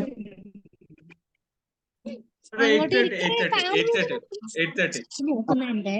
കാര്യം ഈ ബുക്ക് നിങ്ങൾ വാങ്ങിക്കണം പരമാവധി. എന്നാലും ഞാൻ ഈ പറയേണ്ട ആവശ്യമില്ല. ഇങ്ങനെ ഞാൻ ഏതായാലും ഓർമ്മപ്പെടുത്താൻ പറഞ്ഞു. ഞാൻ ഇന്ന് കുറെ കാര്യങ്ങളുണ്ട്. നിഗൂഢമായ ശാസ്ത്രത്തെ കുറിച്ചൊക്കെ നന്നായി പറയുന്നുണ്ട്. മനുഷ്യൻ എന്ന ഈ അത്ഭുത പ്രതിഭാസത്തെ കുറിച്ച് പറയുന്നുണ്ട്. മന്ത്രത്തെക്കുറിച്ച്, ക്ഷേത്രത്തെക്കുറിച്ച്, മറ്റു മതങ്ങളെക്കുറിച്ച്, അവരുടെ സൂഫിസത്തെ കുറിച്ച്, അവർ ചെയ്യുന്ന ആചാരങ്ങളെ കുറിച്ച്, അതിന്റെ സ്ഥലങ്ങളെ കുറിച്ചൊക്കെ ഇത് പ്രതിപാദിക്കുന്നുണ്ട്. അപ്പോൾ നമുക്കൊരു നല്ലൊരു ഗൈഡാണ്. അത് കഴിയുമ്പോൾ നമുക്ക് ഒന്നിനെ എതിർക്കാൻ പറ്റില്ല. അല്ലേ നമ്മളൊരു അഹങ്കാരിയായി പോകും. നമ്മൾ കുറച്ച് ജ്ഞാനമൊക്കെ ഉണ്ടാകുമ്പോഴേക്കോ എന്തിന് അമ്പലത്തെ വിഡിത്തമായിട്ട് നമ്മളൊരു ഈഗോ, നമ്മുടെ ഉള്ളിലൊരു അഹംബോധം നമ്മൾ വല്ലാതെ അറിയാലോ. ഓരോ മനുഷ്യനും ഓരോ തലത്തിൽ ഓരോ ആചാരമാണ്. ഇപ്പൊ തമിഴ്നാട്ടിൽ പോകുമ്പോൾ ആചാരം കണ്ടെങ്കിൽ ഞെട്ടിപ്പോവും. ദൈവത്തിന് വേണ്ടി അവിടെ അവിടെ ഒരിക്കൽ ഒരു നിഗൂഢമായ ഒരു ഗോത്ര ഇതിൽ പെട്ടുപോയിരുന്നു. അവര് അതിന്റെ ഒരു ആളുണ്ട്, ഒരു അറിയാലോ, നമ്മളിവിടെ മുത്തപ്പൻ കെട്ടും പോലെ. അപ്പം കോഴിനൊക്കെ ഇങ്ങനെ പിടിച്ചിട്ട് കടിച്ച് ചോരയൊക്കെ കുടിച്ചിട്ടാണ് ഇങ്ങനെ, രാത്രിയാണ് അവര് ആകാരം. അപ്പൊ ഈ വരുന്നവരെല്ലാം മദ്യക്കുപ്പിയും കൊണ്ടുപോകും, ഓരോ കുപ്പി. അതാണ് അവർക്ക് ഇദ്ദേഹത്തിന് കൊടുക്കുക. അപ്പൊ അതിങ്ങനെ കുടിക്കുന്നുണ്ടാവും. സമ്മതിക്കണം, എത്ര കുപ്പി മദ്യം അയാൾ കുടിക്കുന്ന, അതൊരു ഭയങ്കര അത്ഭുതമാണ് സാറേ. സാധാരണ മരിച്ചു പോകേണ്ടതാണ്. ഇതൊക്കെ അടിച്ചിട്ടും അയാൾ ഇങ്ങനെ ഏതോ ഒരു അഭാവം. പക്ഷെ എന്നെ കണ്ടപ്പോഴയാള് അദ്ദേഹം പറഞ്ഞ ആ ശിഷ്യന്മാർ അവരോട് പറഞ്ഞ് അതിനെക്കുറിച്ച് ഇളനീര് കൊടുക്കരുത്. ഞാൻ ഞെട്ടിപ്പോയി. അല്ല, ഞാൻ സിവിൽ ഡ്രസ്സിലെ പോയത്. അപ്പൊ അയാൾക്കൊരു ബോധമുണ്ട്, അവിടെ ഒരു ബോധം പ്രവർത്തിക്കുന്നുണ്ട്. അതാണ് ഞാൻ അത്ഭുതപ്പെട്ടു. അവിടെ ഞാൻ വിചാരിച്ചു വെറും ഭ്രാന്തന്മാരാന്നല്ലത്. കുറ്റാലത്തിന്റെ ഒരു ഉൾക്കാട്ടിൽ ഞാൻ എത്തിപ്പെട്ടതാണ് എന്റെ യാത്രയിലെ. അപ്പൊ ഏതോ ഒരു ആദിവാസി ഗോത്രത്തിന്റെ ഒരു ആരാധനയായിരുന്നു. അപ്പൊ കോഴീനെയൊക്കെ ഈ ജീവനോടെ ഇങ്ങനെ ഇതാക്കി അതിന്റെ ചോരയൊക്കെ ഇയാൾ കൂടി. അപ്പൊ അതിന്റെ മദ്യം ഇങ്ങനെ, ഞാൻ അങ്ങനെ അത്ഭുതപ്പെട്ടു പോയി. അവസാനം ഞാൻ ഇദ്ദേഹം എന്നെ കണ്ടപ്പോൾ ഉടനെ ഒരാളെ വിളിച്ചിട്ട് പറഞ്ഞു, അദ്ദേഹത്തിന് ഒരു ഇളനീര്, അവിടെ ഇളനീരുണ്ട്, പൂജക്ക് ഇളനീര് കൊടുക്കുക. അപ്പൊ അദ്ദേഹത്തിന് എന്തോ, ഞാൻ വലിയ മാന്യനായോണ്ടൊന്നല്ല, അദ്ദേഹത്തിനുള്ളിൽ ഒരു സ്നേഹഭാവം എനിക്ക് അത്ഭുതപ്പെട്ടു. അന്ന് ഞാൻ മനസ്സിലായി, ഇവരൊക്കെ നിസ്സാരന്മാരല്ല, ഏതോ ഒരു ശക്തി, ദൈവീകത അവരെയൊക്കെ നയിക്കുന്നുണ്ടെന്ന് എനിക്ക് മനസ്സിലായി. പ്രാകൃതമായിക്കോട്ടെ, എത്രയോ പ്രാകൃതമായിക്കോട്ടെ, എന്തോ ആവട്ടെ, പക്ഷെ അവിടെയൊക്കെ എന്തോ നിഗൂഢതകള്. അപ്പൊ ഇതൊക്കെ ഇങ്ങനെ പറയുന്നുണ്ട് അല്ലേ. ദിസ് മീറ്റിംഗ് റെക്കോർഡ് ആകുന്നുണ്ട്. സാരമില്ല, ആയിക്കോട്ടെ, പ്രശ്നമൊന്നുമില്ല. നമ്മളിപ്പോ ലോകത്തിന് എതിരായിട്ടൊന്നും പറയുന്നില്ലല്ലോ, നമ്മൾ അവസാനം എത്തുന്ന സ്നേഹത്തിന്. അപ്പൊ അല്ല, ഞാൻ പറയാം, ഒന്നിനെയും നമുക്ക് ആക്ഷേപിക്കാൻ പറ്റില്ല. ഇതിൻ്റെയൊക്കെ നിഗൂഢതകളിലേക്ക് പോകുമ്പോഴേ, എൻ്റെ ലൈഫ്, എൻ്റെ എക്സ്പീരിയൻസ് ഞാൻ പറയുന്നേ. അപ്പൊ അതില് ഇങ്ങനെ കുറെ കാര്യങ്ങളുണ്ട്. നമ്മുടെ സമൂഹത്തിൽ ഇപ്പം പല ആചാരങ്ങളും അനുഷ്ഠാനങ്ങളൊക്കെ ഉണ്ടാവും. ഇന്നത്തെ ആധുനിക യുഗത്തിൽ അതൊക്കെ വിഡിത്തമായിക്കെ തോന്നിയേക്കാം. പക്ഷെ അതിനൊക്കെ ഉള്ളിൽ ഒരു തെറാപ്പി നടക്കുന്നുണ്ട്. ഇപ്പൊ അതില് പ്ലാസീവോ എഫക്റ്റിനെ കുറിച്ച് പറയുന്നുണ്ട്. പക്ഷെ ഈ ബുക്കിൽ തന്നെ, അതായത് നമുക്കിപ്പോ ഒരു വിശ്വാസം ഉണ്ടെങ്കിൽ പച്ചവെള്ളം ജപിച്ചു കൊടുത്താൽ അദ്ദേഹത്തിന് വിശ്വാസം ഉണ്ടാവണം, ബിലീഫ്സ്. അവിടെയാണ് ഈ ക്രിസ്തു മതത്തിന്റെ ഇതൊക്കെ വർക്കൗട്ട് ചെയ്യുന്നത്. യേശുദേവ ആ ബിലീഫ് സിസ്റ്റത്തിൽ കുറച്ചു പേർക്ക്, ഇപ്പൊ 100-ൽ ഒരു 10%, 10 ആൾക്കോ, വളരെ കുറഞ്ഞ ആൾക്ക്, അവിടെയാണ് മെഡിക്കൽ സയൻസ് വിജയിക്കുന്നത്. എല്ലാവരെയും രക്ഷപ്പെടുത്താൻ പറ്റില്ല. അത് ചില സമയം ഒരു ചരട് കെട്ടുമ്പോൾ നമുക്കൊരു പോസിറ്റീവ് ഒരു സംഭവമാണ്. ഒരു കറുത്ത ചരട് ഇങ്ങനെ ജപിച്ച് കെട്ടിക്കഴിഞ്ഞാൽ നമുക്കൊരു പ്രൊട്ടക്ഷൻ, ഒരു പവറാണ്. അതായത് എന്തോ അറിയാതൊരു സംഭവം ഉള്ളിൽ, പ്ലാസിബോ എഫക്റ്റ് അത് മോഡേൺ സയൻസും അംഗീകരിച്ചതാണ്. അങ്ങനെ ഒരു സാധ്യതയുണ്ട് ഈ ചികിത്സാ രംഗത്തും. ഒരാൾ വിശ്വസിക്കുകയാണെങ്കിൽ നിങ്ങളൊരു വാക്ക് പറഞ്ഞാൽ പോലും അദ്ദേഹത്തിന് രോഗം മാറിക്കും. അങ്ങനെയൊക്കെയുണ്ട്. വാക്കുകൾക്കൊക്കെ വളരെ അറിയാലോ, അപാരമായ കഴിവുണ്ട്. ഒരു ഡോക്ടറൊക്കെ ഒരു വാക്ക് ഒന്നുമില്ലോട് പേടിക്കണ്ടെന്നൊക്കെ പറയുമ്പോൾ പേടിക്കേണ്ട തന്നെ, അവനങ്ങനെ അപ്പം തന്നെ രോഗം മാറും. അതേ സ്ഥാനത്ത് അയ്യോ നിങ്ങളെ കാര്യം വളരെ ദയനീയമാണ് എന്നൊക്കെ പറയാൻ അപ്പം തന്നെ അയാൾ മരിക്കാൻ തുടങ്ങും. ഇങ്ങനെയൊക്കെ ധാരാളം സംഭവം നടന്നിട്ടുണ്ടല്ലോ നമ്മുടെ ഇടയിൽ. അതുകൊണ്ട് ഇവിടെ വാക്കുകളൊക്കെ വളരെയധികം ശ്രദ്ധിച്ച് കൈകാര്യം ചെയ്യണം. എനിക്ക് പോലും ഇത് പ്രയാസമാണ് പലപ്പോഴും. പക്ഷെ എങ്കിലും അപ്പൊ വാക്കുകൾക്കൊക്കെ അത് ഭയങ്കരമായ ഒരു സ്ഫോടനാത്മകമായ സംഭവം നടക്കാറുണ്ട്. ഒരു വാക്ക് പഴിച്ചാൽ മതിയല്ലോ അല്ലേ. നമ്മുടെ നേതാക്കന്മാർക്കെല്ലാം ഒരു വാക്ക് പഴിച്ച യുദ്ധം വരും, കുറെ പേര് മരിക്കും, കലാമിറ്റി വരും. ഒരു വാക്കിലൂടെ വരുന്നതാണ്. അയാളെങ്ങനെ ഇപ്പൊ കണ്ടില്ലേ, ഒരു പാവ ഒരു സ്ത്രീ ഒരു ഡാൻസ് നാവ് പഴിച്ചപ്പോഴേ കറുത്തവർക്ക് ഡാൻസ്, മോഹിനിയാട്ടം പാടില്ല, ഇതൊക്കെ പാവം അവരുടെ അഹംബോധം വന്നതാണ്. ഏതോ അത് ഉള്ളിന്ന് ചാടിപ്പോയതാണ്, അവർ പോലും അറിയാതെ. ഒക്കെ ഈ കാലഘട്ടത്തിൽ അങ്ങനെ പറയാനും പാടില്ല. അവരുടെ ആ തലത്തിൽ അതൊന്നും നമുക്ക് അംഗീകരിക്കാൻ പറ്റൂല. ഇത് മനുഷ്യനെങ്ങനെ വേർതിരിക്കാനോ, കറുത്തതോ വെളുത്തതോ, അതൊക്കെ തെറ്റായ. ഇത്രയും കാലായിട്ടും ഇത്രയും അതിന്റെ ദുരിതം കണ്ടില്ല നമ്മള്, ഒരു വാക്ക് പിഴവാണ്. അപ്പൊ ഇവിടെയൊക്കെയാണ് നമ്മള് വാക്കുകൾ പ്രസക്തി. വാക്കുകൾ ഇപ്പോൾ മനോഹരമായിരിക്കണം, മധുരമായിരിക്കണം, സാന്ത്വനമായിരിക്കണം. ഒരു കാരണവശാലും നമുക്ക് ഒരാളെ തളർത്താനൊക്കെ പറ്റും. അങ്ങനെ കുറെ കാര്യങ്ങള് ഇതില് നിഗൂഢകരമായ കുറെ ഇങ്ങനെയുള്ള മറിഞ്ഞിരിക്കുന്ന രഹസ്യങ്ങൾ തന്നെ നിങ്ങൾ ഈ ബുക്ക് വായിച്ചിട്ട് ഇനി നമുക്ക് ചോദ്യോത്തരമൊക്കെ ചെയ്യാൻ വേണമെങ്കിൽ ഞാൻ കൂടുതൽ കിടക്കുന്നില്ല. ഇതൊക്കെ നിങ്ങൾ വായിക്കുന്നുള്ളത് ഏതായാലും ഇത്രയും കുറച്ച് പേരല്ലേ ഉള്ളൂ. ഇതില് ചില ബുക്കുകൾ വായിക്കാൻ ഒരു ഭാഗ്യം, ഒരു അനുഗ്രഹമുണ്ട്. അങ്ങനെയുണ്ട്. എല്ലാ ബുക്കുകളും നമ്മളെ കരങ്ങളിൽ എത്തില്ല. എല്ലാം നമ്മൾ വാങ്ങിക്കും. കോടിക്കണക്കിന് ബുക്കില്ല ലോകത്തിൽ. അതൊരു നിമിത്തം പോലെ സംഭവിക്കും. ഇപ്പൊ നേരത്തെ സാർ ഒരു ബുക്ക് പരിചയപ്പെടുത്തി, അവർ സംഭവിച്ചതാണത്. അത് ഒരാളെ കരങ്ങളിൽ എത്തിച്ചേരേണ്ട ഒരു നിഗൂഢതയുണ്ടാവും, ഒരു തീരുമാനം. അതാണ് ജ്യോതിഷം. നമ്മൾ പോലും അറിയാതെ ചില പുസ്തകങ്ങൾ നമ്മൾ വായിക്കപ്പെടും, ചില കൂട്ടർ തരും, സമ്മാനിക്കും, അങ്ങനെയൊക്കെ സംഭവിക്കും. അതാണ് അത്ഭുതം, മറിഞ്ഞിരിക്കുന്ന അത്ഭുതങ്ങൾ. നമ്മൾ പോലും ചിന്തിക്കുന്നില്ല. ഈ ബുക്ക് ഞാൻ വായിക്കും, ഇതിൽ നിന്ന് കുറെ കാര്യങ്ങൾ മനസ്സിലാക്കും. അതൊക്കെ ഒരു നിഗൂഢമായ കാര്യങ്ങളാണ് ചില കാര്യം. അങ്ങനെ ജീവിതം ഒരു അജ്ഞാതമായ യാത്രയാണ് ഒരു ഭാഗത്ത്. എല്ലാം ഒന്ന് കാൽക്കുലേറ്റ് ചെയ്ത് നമുക്ക് മുൻവിധിയോടുകൂടെ പോകാൻ പറ്റില്ല. നമ്മൾ ധൈര്യമായി നിർഭയമായി സമർപ്പണ ഭാവത്തിൽ പോകുമ്പോൾ ചില കാര്യങ്ങളൊക്കെ നടന്നു വരും. ഇങ്ങനെയൊക്കെയാണ് ഞാനൊക്കെ ജീവിച്ചു പോകുന്നത്. എൻ്റെയൊക്കെ ജീവിതം അങ്ങനെയാണ്. അങ്ങനെ ഓവറായിട്ടുള്ള ടെൻഷനോ അല്ലെ കാൽക്കുലേറ്റ് ചെയ്ത് ഇങ്ങനെ നിങ്ങൾക്കൊക്കെ വേണ്ടി വരും. നിങ്ങൾ അങ്ങനെ ജീവിക്കണ്ട. എൻ്റെയൊക്കെ ജീവിതം ഏകദേശം അറിയാലോ. ഇനിയിപ്പം കുറെ തെരപ്പര ഞാനൊക്കെ ജീവിച്ച് ഏകദേശം കഴിയുമ്പോഴെല്ലാം. അതുകൊണ്ട് സംതൃപ്തനാണ്.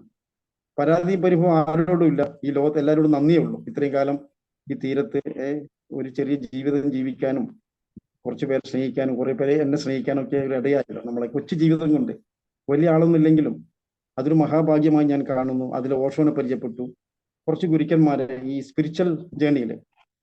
അത്രേ എനിക്കുള്ളൂ. പരിമിതമായ അറിവേ ഉള്ളൂ. കൂടുതലൊന്നും ഇനിയിപ്പം ചോദിക്കാം നിങ്ങൾക്ക്. ഈ ബുക്കിനെ കുറിച്ച് നിങ്ങൾ വായിച്ച് അത്രയേ ഉള്ളൂ. ഇനി കൂടുതലൊന്നും ഇതിൽ കടക്കുന്നില്ല ഞാൻ. അത് വീണ്ടും ഒരു ആവർത്തനത്തിന്റെ. ഓക്കെ സാറേ, ഒരുപാട് നന്ദി, താങ്ക് യു. കാരണം ഓഷോ എപ്പോഴും ഞാൻ മനസ്സിലാക്കിയെടുത്തോളം ഇപ്പൊ ക്ഷേത്രങ്ങള് പിന്നെ ഞാൻ ഓഷോന്റെ കുറച്ച് ബുക്കുകൾ വായിച്ചിട്ടുണ്ട്. എനിക്ക് മനസ്സിലായത് ഇന്നത്തെ കാലഘട്ടത്തിന്റെ, അതായത് നമ്മളിപ്പം സത്യം പറഞ്ഞാല് പിന്നെ ഡിപ്രഷൻ അല്ലെങ്കിൽ നമുക്ക് എന്തെങ്കിലും ഒരു നിരാശ, ഭയങ്കരമായിട്ടുള്ള നിരാശ, ഡിപ്രഷൻ, ഇതൊക്കെ ഫീൽ ചെയ്യുമ്പോൾ നമ്മൾ ഓഷോ ബുക്കുകളിലൂടെ ഒക്കെ പോകുമ്പോൾ ശരിക്കും ഓഷോ പറഞ്ഞു തരുന്നുണ്ട്. പിന്നെ ഇതൊക്കെ മനസ്സിന്റെ, അതായത് അങ്ങനെ പറഞ്ഞു തന്ന ഒരു ഗുരുവാണെന്ന് വേണമെങ്കിൽ പറയാം ഓഷോനെ. കാരണം കാലത്തിന് മുന്നേ സഞ്ചരിച്ച ഒരു വ്യക്തി എന്ന് വേണമെങ്കിൽ പിന്നെ നന്നായിട്ട് പറയാൻ പറ്റുന്ന ഒരു ഗുരുവാണ് ഓഷോ. പക്ഷെ പലപ്പോഴും ആ ഒരു കാലഘട്ടത്തിന് ഓഷോനെ അത്രത്തോളം ഉൾക്കൊള്ളാൻ പറ്റുമോ, അല്ലെങ്കിൽ വേറെ ഏതെല്ലോ പേരിൽ ഓഷോ പറഞ്ഞതുപോലെയല്ല. ഇപ്പം സെക്സ് ഗുരു അങ്ങനെ പലതും പറയുന്നുണ്ടെങ്കിലും പക്ഷെ ഓഷോന്റെ കൺസെപ്റ്റിനെ ശരിക്കും ഉൾക്കൊള്ളാൻ പറ്റാത്തതിന്റെ ഒരു തെറ്റിദ്ധാരണ എനിക്ക് തോന്നാറുണ്ട് ഓഷോന്റെ പല ഇതും. ഞാൻ കുറച്ച് ബുക്കുകളൊക്കെ വായിക്കുമ്പോൾ ഇപ്പൊ ഓഷോ പ്രണയത്തെ പറ്റി ഒരു പുസ്തകത്തിൽ വളരെ മനോഹരമായിട്ട് പറഞ്ഞിട്ടുണ്ട്. കാരണം അതില് ഓഷോ പറയുന്ന ഒരു കാര്യം എന്താന്ന് വെച്ചാല്, നമുക്കൊരു കുട്ടിയെ പ്രണയിക്കുമ്പോൾ പ്രണയിക്കുമ്പോൾ നമ്മൾ വിചാരിക്കും ഇവളില്ല എങ്കിൽ പിന്നെ നമ്മളെ മനസ്സിന്റെ ഒരു സങ്കല്പത്തിലേക്ക് നമ്മൾ അവരില്ലെങ്കിൽ നമുക്ക് നാളെ ഇപ്പൊ പല ആത്മഹത്യകളും ചിലപ്പോൾ ആ ബുക്ക് വായിച്ചിട്ടുണ്ടെങ്കിൽ പല ആത്മഹത്യകളും ഇല്ലാതിരിക്കുമായിരുന്നു. ഓഷോ തന്നെ പറയുന്നുണ്ട്, ഒരു മാസം നിങ്ങളെ മനസ്സിനെ വിട്ടു നോക്കൂ, ആ കുട്ടിയില്ലെങ്കിൽ ഒന്നും സംഭവിക്കില്ല, അവള് സാധാരണ പെൺകുട്ടീന്റെ ആ ഒരു അവസ്ഥയിലേക്ക് മനസ്സ് അവരെത്തിക്കും എന്നുള്ളത്. ഇത് ഞാൻ പലപ്പോഴും ചിന്തിക്കാറുണ്ട്. ഇത് ഒരു നമ്മള് ഈ പ്രണയ നിരാശ കൊണ്ടൊക്കെ ആത്മഹത്യ ചെയ്യുന്ന കുട്ടികളൊക്കെ ഇത് വായിക്കാൻ ഇടയായിട്ടുണ്ടെങ്കിൽ ചിലപ്പോൾ അത് ഒരു എക്സ്പീരിയൻസ് ആയിട്ടുണ്ടെങ്കിൽ അവര് പലപ്പോഴും ആത്മഹത്യയിൽ നിന്ന് മാറി നിൽക്കുമായിരുന്നു. അതേപോലെ തന്നെ ഓഷോ പറയുന്ന വേറൊരു കാര്യം എനിക്ക് ഇഷ്ടപ്പെട്ട ആ പുസ്തകത്തിൽ തന്നെ ഓഷോ പറയുന്നുണ്ട്. ഒരച്ഛൻ ഓഷോനെ കാണാൻ പോയി. അപ്പോ ഓഷോനെ കാണാൻ പോയപ്പോ അച്ഛൻ പറഞ്ഞു, എനിക്ക് പിന്നെ എന്റെ രണ്ടാമത്തെ മകൻ മരിച്ചു, അതുകൊണ്ട് എനിക്കിനി ജീവിക്കാൻ പറ്റില്ല, ഞാൻ ഭയങ്കര നിരാശയാണെന്ന് പറഞ്ഞു. അപ്പൊ ഓഷോ ചോദിച്ചു, അപ്പൊ നിങ്ങൾ ആദ്യത്തെ മോൻ മരിച്ചാലും എനിക്ക് വലിയ പ്രശ്നമൊന്നും ഉണ്ടായിരുന്നില്ല, കാരണം അവൻ ഒന്നിനും കൊള്ളാത്തവനാണ്, മറ്റവൻ നന്നായി പൈസ. അപ്പൊ ഓഷോ പറയുന്നുണ്ട്, പിന്നെ നമ്മൾ പലപ്പോഴും നമ്മൾ ഒരാളില്ലെങ്കിൽ ഇതാന്ന് പറയുന്നത് നമുക്കതൊക്കെ കിട്ടുന്നത് കൊണ്ട് നമ്മളെ മനസ്സിന്റെ പല നിഗൂഢതയെ പറ്റി നമുക്ക് പറഞ്ഞത് ഗുരു. പക്ഷെ നമ്മളത് അത്രത്തോളം ആ ഗുരുവിനെ നമ്മൾ അത്രത്തോളം ഉൾക്കൊണ്ടോ എന്നുള്ളത് പലപ്പോഴും, അതായത് മതവും ഇതൊന്നും ഓഷോന്റെ മുമ്പിൽ ഒരു ഇതുമായിരുന്നില്ല. ഓഷോ ഹിന്ദു മതോ അല്ലെങ്കിൽ ജൈന മതോ ഒന്നിനെയും ഓഷോ പ്രൊമോട്ട് ചെയ്തില്ല. ഓഷോന്റെ മുമ്പിൽ എനിക്ക് തോന്നിയത് ഒരേ ഒരു മതമേ ഉള്ളൂ, മനുഷ്യൻ എന്നുള്ള ആ ഒരു മതം. അതിനോടാണ് ഓഷോ സമ്പാദിച്ചതും അത് നന്നാകാൻ വേണ്ടിയാണ് ഓഷോ ട്രൈ ചെയ്യുന്നത് എനിക്ക് പലപ്പോഴും ഓഷോ ബുക്കുകളിലൂടെ. അതുകൊണ്ട് തന്നെയാണ് ഞാൻ സാറിനെ വിളിച്ചത്. കാരണം ഞാൻ മനസ്സിലാക്കിയെടുത്തോളം പിന്നെ ഓഷോനെ പറ്റി ഒന്നും അറിയാനില്ല. പലരും ഓഷോന്റെ അടുക്ക പോവുക, ഇപ്പൊ മോഹൻലാൽ പോലുള്ളവരൊക്കെ ഉണ്ടെങ്കിലും ഓഷോന്റെ അടുക്ക അധികം അടുത്തറിയുന്നവർ വളരെ കുറവാണ്. ഒന്ന് ഒരു തെറ്റിദ്ധാരണയാണ് എനിക്ക് പലപ്പോഴും തോന്നാറുണ്ട് ഓഷോന്റെ അടുത്തേക്ക് പോവാ. പക്ഷെ ശരിക്കും പറഞ്ഞ ഓഷോന്റെ ബുക്കുകൾ വായിക്കേണ്ടത്, ഇന്ന് നേരിടുന്ന പല പ്രശ്നങ്ങൾക്കും സൊല്യൂഷൻ ഓഷോ പറഞ്ഞിട്ടുണ്ട് എന്നുള്ളതാണ് എനിക്ക് തോന്നാറുള്ളത്. Thank you sir. വളരെ മനോഹരമായിട്ട് ആ പുസ്തകത്തിനെ പറ്റി സാറ് പറഞ്ഞു. പിന്നെ ഓഷോ എന്ന ഗുരുവിലൂടെ കുറച്ച് സമയം നമുക്കും സഞ്ചരിക്കാൻ വേണ്ടി പറ്റി. ഒരുപാട് സന്തോഷം. ഇനി ആർക്കെങ്കിലും എന്തെങ്കിലും സംസാരിക്കാനുണ്ടെങ്കിൽ പറയാനുണ്ടെങ്കിൽ ചോദിക്കാം. അല്ല, ഓഷോ ഒരു സാഗരമാണ്. ഞാനതിലൊരു തുള്ളി പോലും അല്ല, അങ്ങനെ മനസ്സിലാക്കണം. ഓഷോയൊന്നും വ്യാഖ്യാനിക്കാൻ നമ്മൾ ആരും അല്ല സാറേ.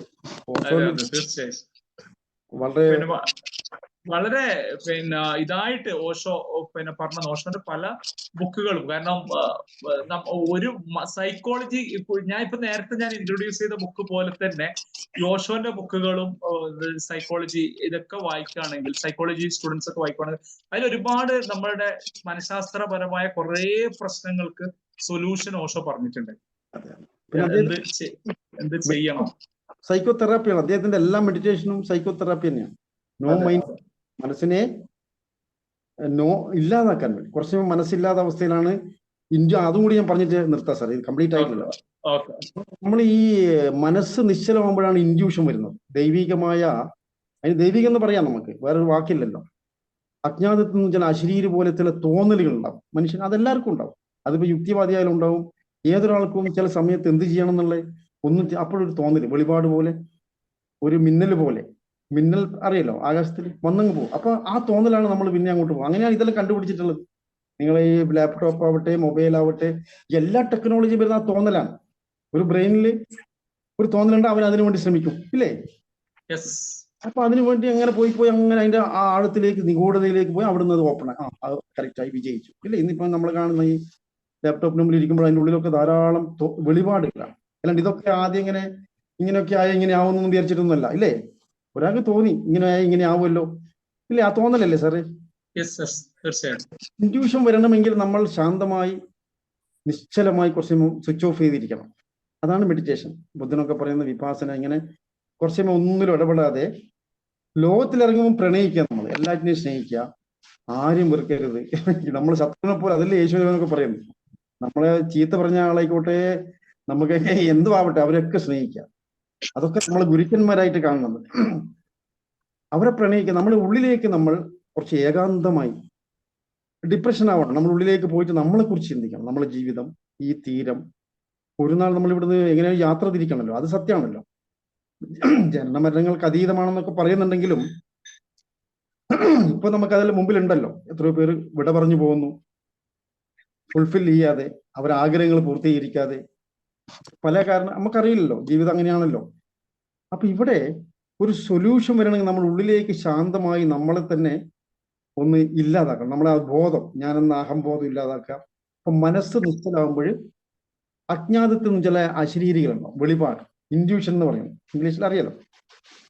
ഇതിന് കാതോർക്കണം. ഇതിന് കാതോർക്കുമ്പോൾ നിങ്ങൾ ഇന്ന് അനുഭവിക്കുന്ന ഏത് പ്രശ്നമാവട്ടെ, രോഗമാവട്ടെ, സാമ്പത്തികമാവട്ടെ, എന്ത് പ്രശ്നമാവട്ടെ, നിങ്ങൾ ഉള്ളിൽ നിന്ന് തന്നെ ഇതിനുള്ള പരിഹാരം ഉണ്ടാവും. ഇപ്പൊ ഇന്നേ ഡോക്ടറെ കാണിക്കണം, ഇപ്പൊ ഒരു അസുഖം വന്നു, നിങ്ങൾ ഉള്ളിൽ നിന്ന് ഏതെങ്കിലും ഡോക്ടറെ കാണിച്ചിട്ട് കാര്യമുണ്ടോ? നിങ്ങൾ ഉള്ളിൽ നിന്ന് പറയും, ഇതാ ബൈജു സാറിനെ കണ്ടാൽ മതി, എൻ്റെ ഒരു പ്രശ്നം പരിഹരിക്കാം. ആ തോന്നിക്കലാണ്.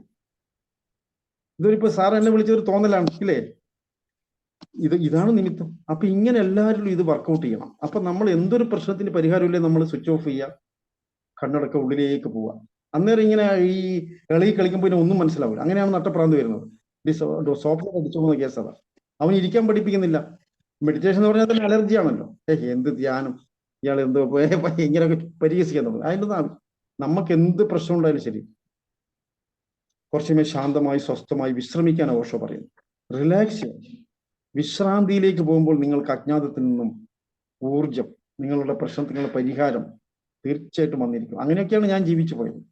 അല്ലാണ്ട് വേറെ ഒന്നുമില്ല സാറേ. കൈമുതലായിട്ട് അപ്പൊ ഇൻഡ്യൂഷൻ പോലെ. അങ്ങനെ 2 കുട്ടികളും ഭാര്യയൊക്കെ ഉണ്ട്. അവരൊക്കെ പിന്നെ ഓക്കെ, ഈ കാലഘട്ടത്തിന്റെ ആൾക്കാരാണ്.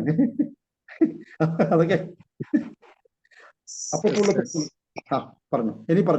ഇനി ആർക്കെങ്കിലും എന്തെങ്കിലും ഓഷോനെ പറ്റിയോ, അല്ലെങ്കിൽ ഓഷോന്റെ എന്തെങ്കിലും ബുക്കുകൾ അവൈലബിൾ? എനിക്കൊന്ന് DC ബുക്സിൽ ഉണ്ട് തോന്നുന്നു ഓഷോന്റെ. ഇത് സൈലൻസ് ആണ്, കണ്ടല്ലേ? ഇത് സൈലൻസ് ബുക്കാണ്. അതില് ഇതുണ്ട്. കോഴിക്കോട് ഉണ്ടാവും അല്ലേ? കോഴിക്കോടാണല്ലേ സാറ്? Silence book. അതിന്റെ നമ്പർ വേണമെങ്കിൽ ഞാൻ പറഞ്ഞു തരണോ? ഓഷോന്റെ എല്ലാ ബുക്കുകളും അവൈലബിൾ അവിടെയാണ് തോന്നുന്നു അല്ലെ? സൈലൻസിലാണ് അല്ലേ? അയച്ചു തരും, കൊറിയറിൽ അയച്ചു തരും. പറഞ്ഞ ജോഷി ആദ്യം ചെറിയ 50% കമ്മീഷൻ ആയിട്ട് തരും. Okay okay okay. നിങ്ങൾ ഓൺലൈനിൽ വാങ്ങിക്കുമ്പോഴേ അദ്ദേഹം വളരെ നമ്പർ വേണമെങ്കിൽ ഇതാ ഞാൻ പറഞ്ഞുതരാം.